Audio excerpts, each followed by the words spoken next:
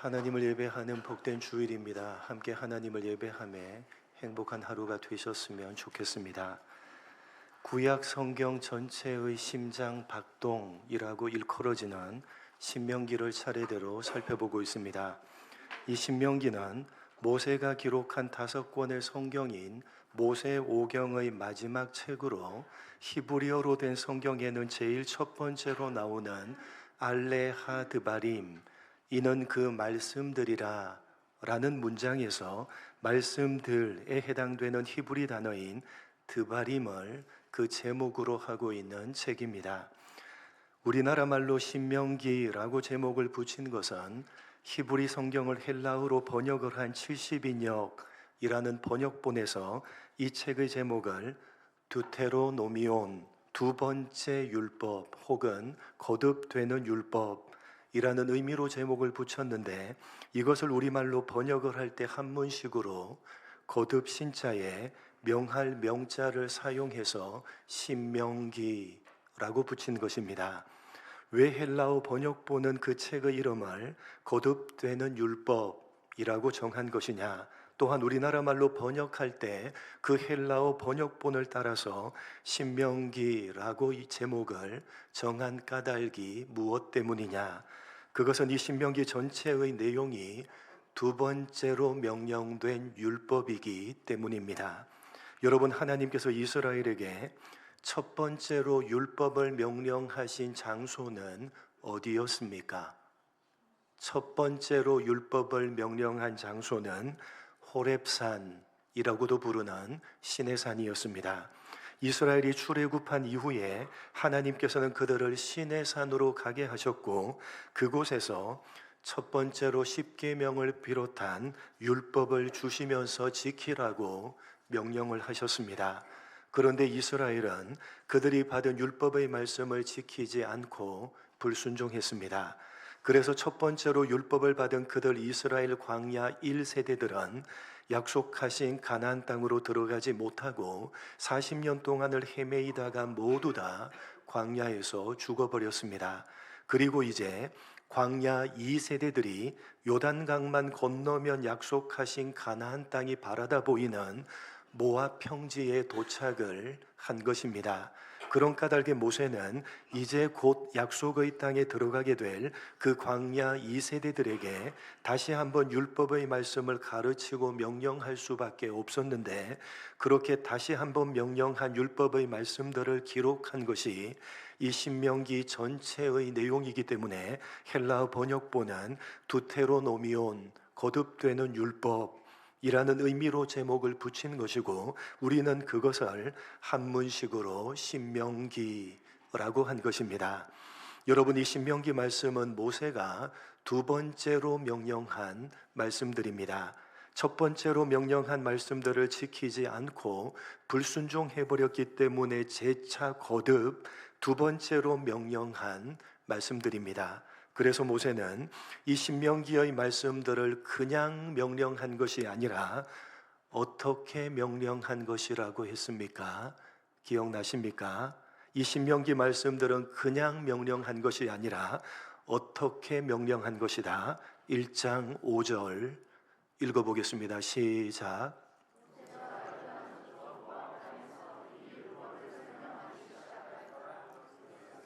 그냥 명령한 것이 아니라 뭐 하기 시작하였더라? 설명하기 시작하였더라. 그냥 명령한 것이 아니라 설명한 것입니다.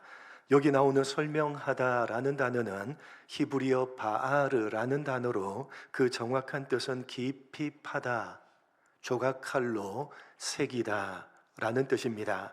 그러니까 이 신명기 말씀은 모세가 그냥 명령한 것이 아니라 어떻게 한 것이라고요? 기억나십니까? 손에 조각칼을 들고 마음판에 깊이 파서 새긴 것입니다.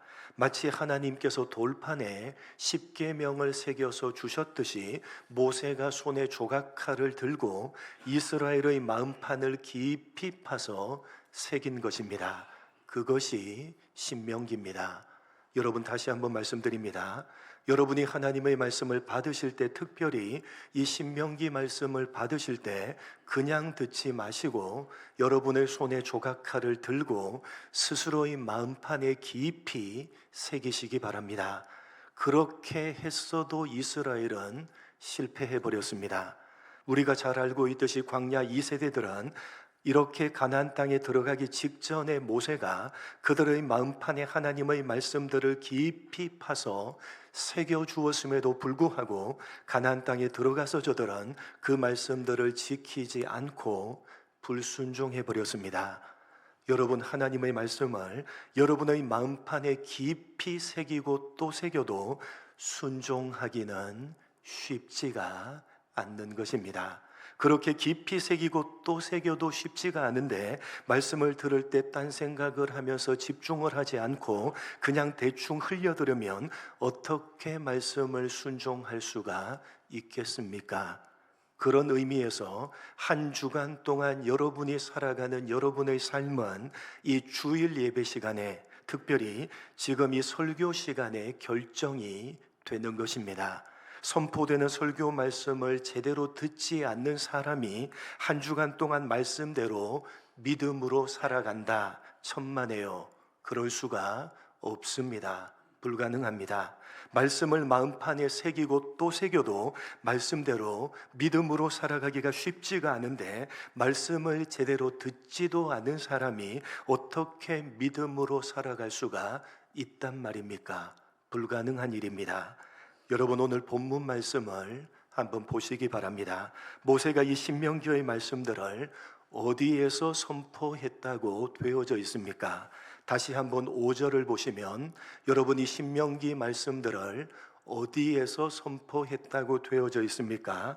모세가 요단 저쪽 모압 땅에서 이 율법을 설명하기 시작하였더라. 일러스되. 어디서 선포했다고요? 요단 저쪽 모압 땅, 즉 모압 평지에서 선포한 말씀들입니다. 그런데 여러분, 1절 말씀을 보시면 그 장소가 조금 다르게 되어져 있습니다.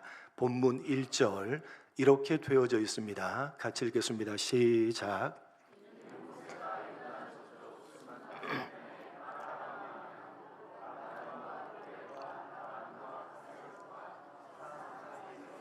이스라엘 무리에게 선포한 말씀이니라. 여러분, 이 신명기 말씀들은 우리가 5절 말씀에서 확인을 했듯이 요단 저쪽 모압 땅, 즉 모압 평지에서 선포를 한 것입니다. 그런데 1절 말씀을 보시면 모세가 이 말씀을 선포한 장소를 요단 저쪽 숨 맞은편의 아라바 광야라고 말씀하고 있습니다. 그리고 그 장소를 바란과 도벨과 라반과 하세롯과 디사합 사이라고 상세하게 설명을 하고 있는데 그 장소가 모압 평지에 대한 설명이 전혀 아니라고 하는 것이 문제입니다.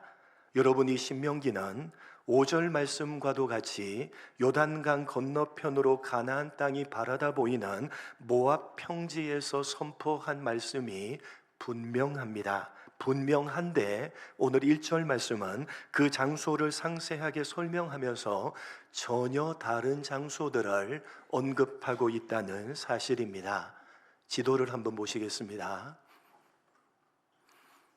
동그라미 되어져 있는 저 부분이 성경의 주된 무대가 되는 장소입니다. 확대해서 보면 이렇습니다. 저 위에 파란색으로 되어져 있는 바다가 무슨 바다? 지중해 바다입니다. 지중해. 그리고 지중해 쪽으로 이렇게 오시면 오른쪽으로 오셔서 육지가 나오죠.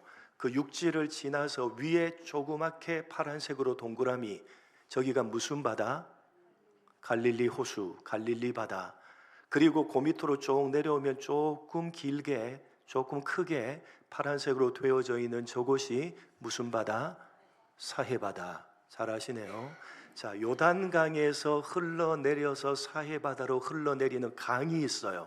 그 강이 무슨 강? 요단강입니다.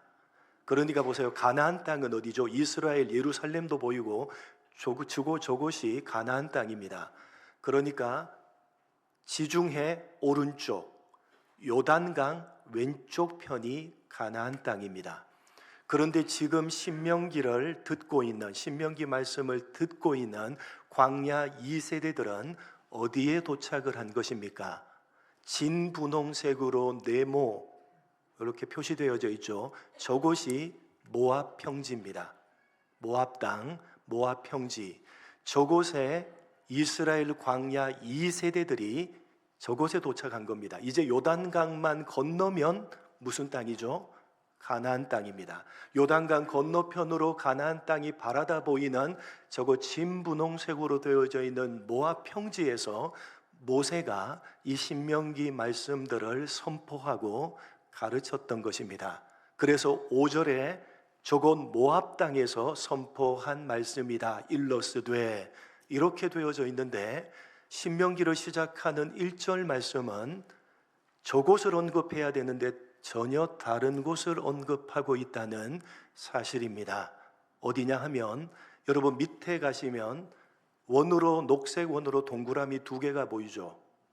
녹색 원으로 왼쪽에 있는 원, 저것이 바란 광야입니다. 저 부근이 바란 광야. 오른쪽에 녹색 동그라미는 아라바 광야입니다. 그러니까 1절에 말하고 있는 아라바 광야는 어디라고요? 모압 평지가 아니죠. 그 밑에 있는 아라바 광야입니다. 저곳을 1절이 언급하고 있다는 사실입니다.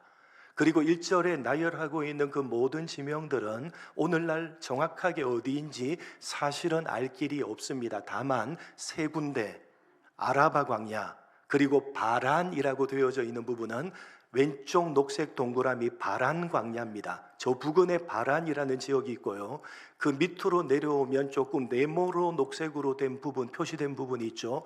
저곳이 언급된 지명들에 나오는 하세롯이라는 곳입니다.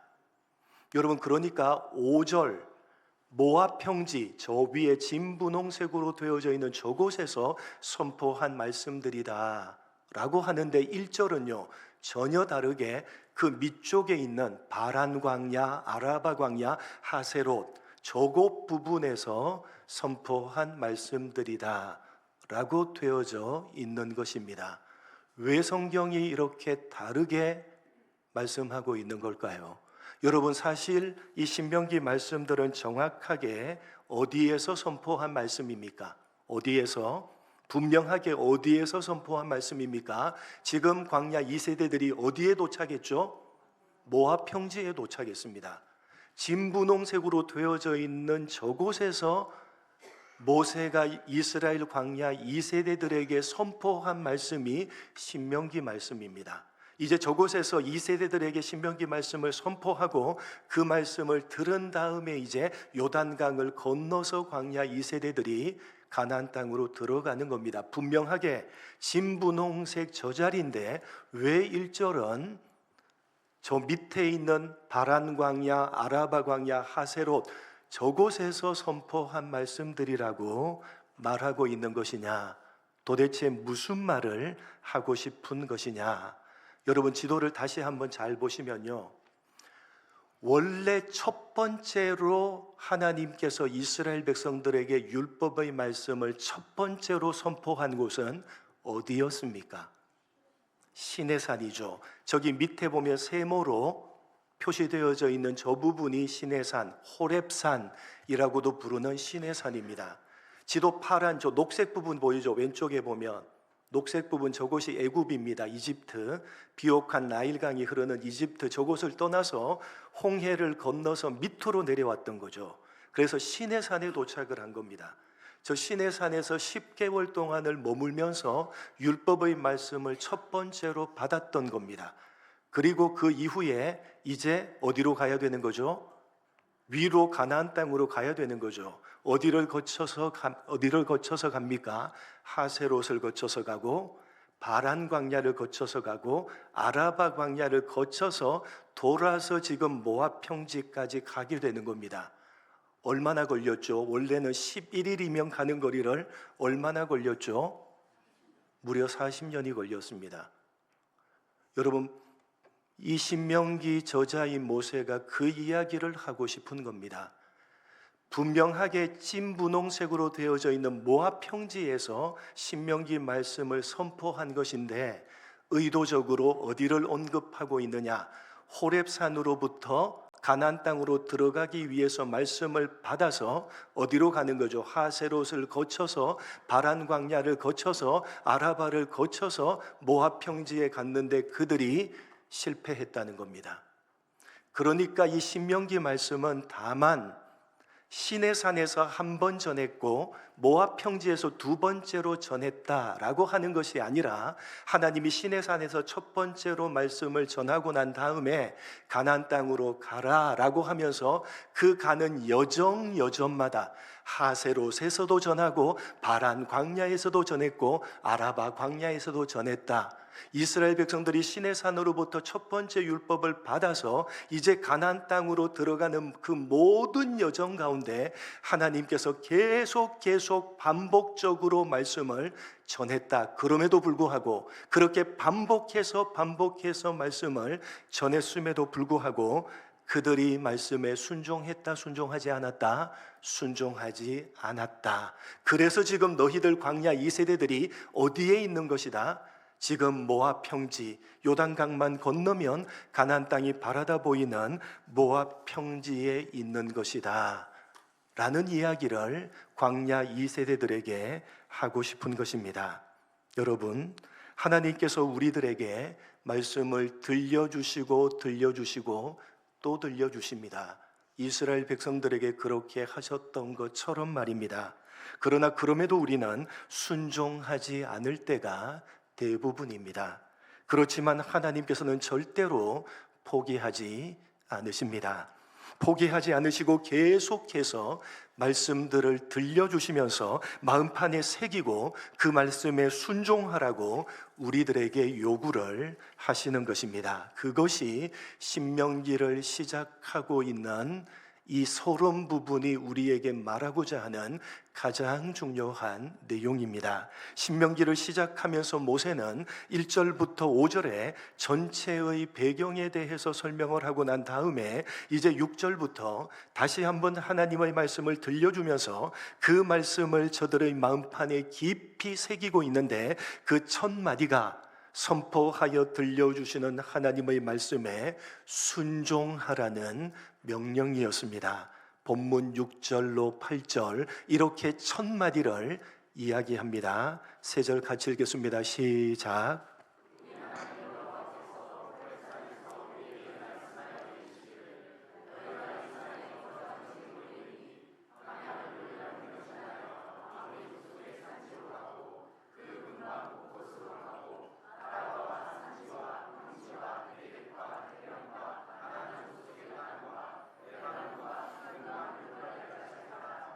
내가 너희 조상 아브라함과 이삭과 야곱에게 맹세하여 그들과 그들의 후손에게 주리라 한 땅이 너희 앞에 있으니 들어가서 그 땅을 차지할지니라. 지금 모세가 입을 열어서 광야 2세대들에게 모압 평지에서 첫 마디를 떼는 겁니다. 언제를 회상시키죠? 호렙산에서 너희가 머무른 지 오래다. 첫 번째로 율법의 말씀을 받고 10개월간 머무르고 난 다음에 이제 그 호렙산을 떠나라 라고 명령하신 40년 전을 회상시키는 겁니다. 이 호렙산에서 머문 지가 오래니 이제 떠나서 어디로 가라? 가나안 땅으로 들어가라. 그 말씀이 첫 번째 하고 있는 말씀입니다. 그러면서 그 과정을 이야기하는 거죠. 너희 조상 아브라함과 이삭과 야곱에게 맹세하신 그 땅, 내가 너희에게 주겠다고 약속하신 그 땅으로 들어가서 차지하라. 이스라엘 백성들은 40년 전에, 너희 1세대들은 40년 전에 그렇게 출발을 했는데 그렇게 그 가는 여정 속에서 계속해서 말씀을 들려주고 또 들려줬지만 1세대들은 실패를 했다라는 사실을 상기시키면서 광야 2세대들에게 모세는 그들의 마음판에 깊이 새기라고 당부하면서 이제 다시 한번 율법의 말씀을 들려주는데 그 첫 마디는 다름 아닌 선포하여 들려주시는 말씀에 순종하라는 명령이었습니다. 하나님께서 조상 아브라함 때부터 약속해 주신 가나안 땅이 너희 앞에 있으니까 말씀에 순종해서 그 땅으로 들어가서 그 땅을 차지하라고 명령을 하시는 것입니다. 여러분, 하나님께서는 우리들에게 말씀을 들려주시고 또 들려주십니다. 절대로 포기하지 않으십니다. 아무리 불순종하고 또 불순종해도 하나님께서는 절대로 포기하지 않으시고 말씀을 들려주십니다. 그리고 마음판에 깊이 새기고 그 말씀에 순종하라고 끊임없이 명령을 하십니다. 도대체 왜 그렇게 하시는 겁니까? 그것은 하나님께서 우리를 구원하셨기 때문입니다. 우리는 구원함을 받은 하나님의 백성이기 때문에 우리가 아무리 불순종을 거듭 반복한다 하더라도 하나님께서는 절대로 우리를 포기치 않으시고 계속해서 말씀들을 들려주시고 마음판에 새기고 순종하라고 거듭 명령을 하시는 것입니다. 그것이 신명기를 시작하면서 성경이 우리들에게 말하고 싶은 가장 중요한 내용입니다. 여러분, 하나님께서는 이스라엘이 이집트에 있었을 때 율법의 말씀을 주신 것이 아니라 그들을 이집트에서 구원하시고 난 다음에 시내산에서 율법의 말씀을 주셨습니다. 다시 말해서 하나님의 말씀은 순종해서 구원받으라고 주신 것이 아니라 구원하셨기 때문에 주신 것입니다. 이집트에 있을 때 주지 않으시고 이집트에서 구원해 내시고 난 다음에 시내산에서 율법의 말씀을 주셨습니다. 여러분, 하나님께서는 당신의 강한 손과 편팔로 이스라엘을 이집트에서 구원해 내셨습니다. 이스라엘이 구원을 받을 만한 무슨 자격이나 조건을 가지고 있기 때문이 아니었습니다. 하나님께서 무조건적으로 그들을 구원해 내신 것입니다. 이스라엘이 한 것은 아무것도 없습니다. 모세를 세우신 분도 하나님이시고 10가지 재앙을 베푸신 분도 하나님이시며 홍해를 가르신 분도 하나님이십니다. 그렇게 구원해 내시고 난 다음에 시내산에서 율법의 말씀을 들려주시면서 순종하라고 요구를 하시는 것입니다. 그러니까 하나님의 말씀은 구원함을 받지 못한 불신자들에게 필요한 것이 아니라 구원함을 받은 신자 된 우리들에게 필요한 것입니다. 하나님의 말씀에 순종해서 구원을 받으라는 것이 아니라 이미 구원을 받았기 때문에 하나님의 말씀에 순종하라는 것입니다. 그렇기 때문에 하나님께서는 우리가 불순종하고 또 불순종해도 절대로 포기하지 않으시고 계속해서 말씀을 들려주시고 마음판에 새기고 순종하라고 명령을 하시는 것입니다. 절대로 포기치 않으시는 것입니다. 왜요? 이미 구원해 내셨기 때문입니다. 여러분, 구약의 출애굽 사건은 우리가 받은 구원을 상징적으로 보여주고 있는 사건입니다. 우리가 받은 구원은 다만 출애굽, 이집트에서 나오는 것으로 끝나는 것이 결코 아닙니다. 여러분, 출애굽은요, 이집트에서 나오는 것으로 끝나지 않습니다. 왜 하나님께서 이집트에서 나오게 하는 것입니까? 어디로 가게 하기 위해서? 가나안으로 가게 하기 위해서 이집트에서 나오게 하는 것 아닙니까? 그것이 출애굽입니다. 그러니까 출애굽은, 구원이라고 하는 건 단순히 이집트에서 나오는 것으로 끝나는 것이 아닙니다. 예수를 믿어서 구원받았다, 그것으로 구원은 끝나는 것이 아닙니다. 어디로 들어가야 되죠? 가나안으로 들어가야지 구원이 끝나는 겁니다. 이집트에서 나오는 것은 구원의 시작에 불과합니다. 가나안으로 들어가야 되는 것입니다. 하나님께서 이스라엘을 이집트에서 나오게 하신 것은 가나안으로 들어가게 하시기 위해서입니다. 그런데 그냥 가나안으로 들어가기만 하면 안 된다는 겁니다.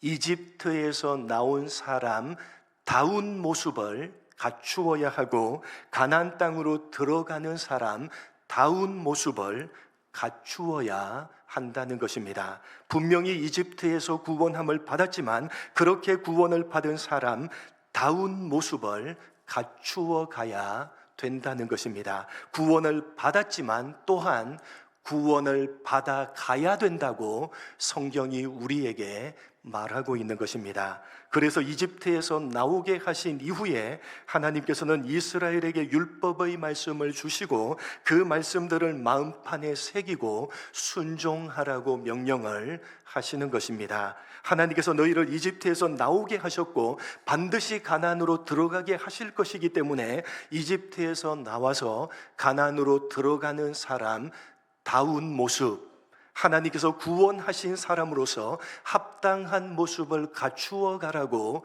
명령을 하시는 것입니다. 그래서 계속해서 말씀을 이스라엘에게 들려주시는 것이고 불순종하고 또 불순종해도 절대로 포기치 않으시고 다시 한번 말씀을 들려주시면서 마음판에 새기고 순종하라고 명령을 하시는 것입니다. 여러분은 구원 받으셨습니까? 자신이 없으십니까? 여러분은 예수를 믿어서 구원 받으셨습니까?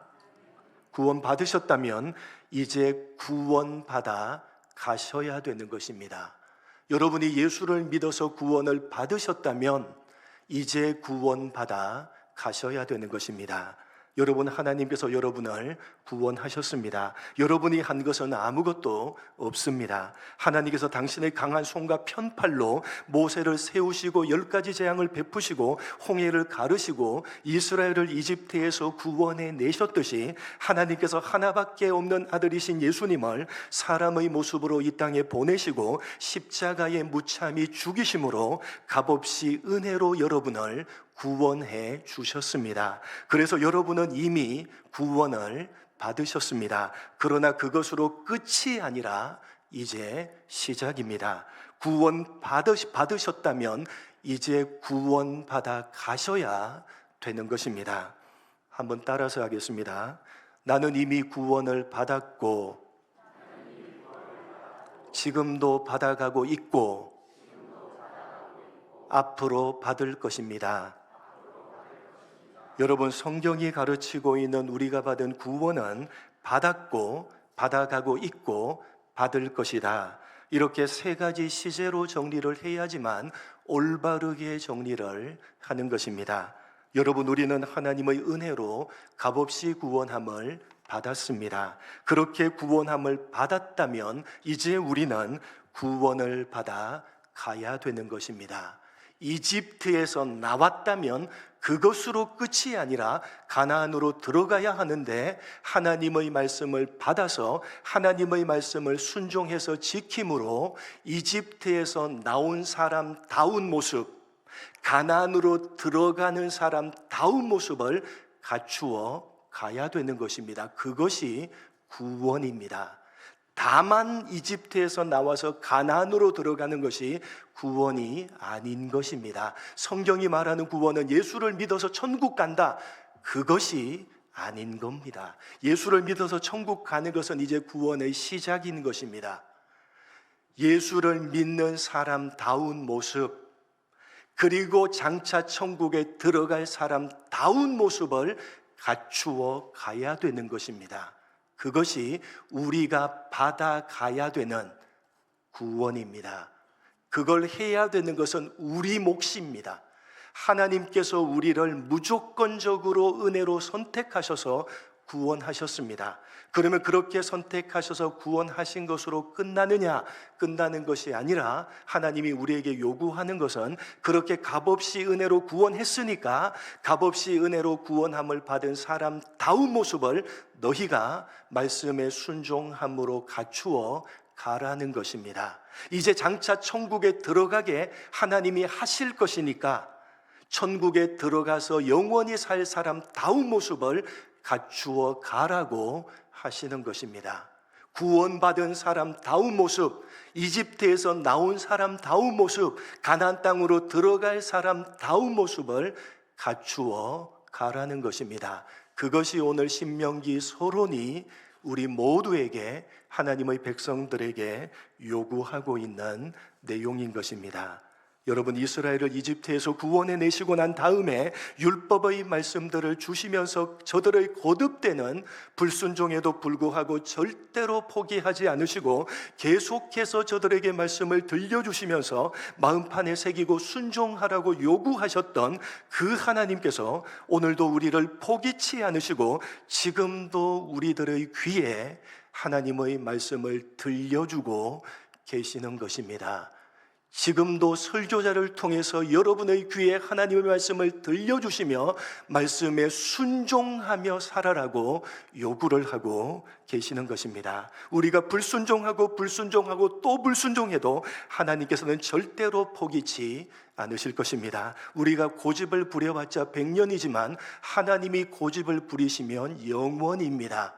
절대로 그 고집을 꺾을 수가 없습니다. 절대로 포기하지 않을 것입니다. 불순종하고 또 불순종해도 계속해서 말씀을 들려주시고 또 들려주실 것입니다. 계속 불순종을 해도 계속해서 들려주시면서 그 말씀에 순종하며 살라고 우리에게 요구를 하실 것입니다. 절대로 그치지 않으실 것입니다. 부디 여러분의 마음판에 새기시고 들려주시는 말씀에 순종하며 살아가심으로 이미 구원을 받은 사람으로서 합당한 모습으로 이제 구원받아 가시는 여러분 모두가 되시기를 주님의 이름으로 간절히 축복합니다. 하나님 아버지, 오늘 신명기를 시작하면서 성경이 하나님의 백성된 우리 모두에게 들려주시는 이 말씀을 마음판에 깊이 새기게 하여 주옵소서.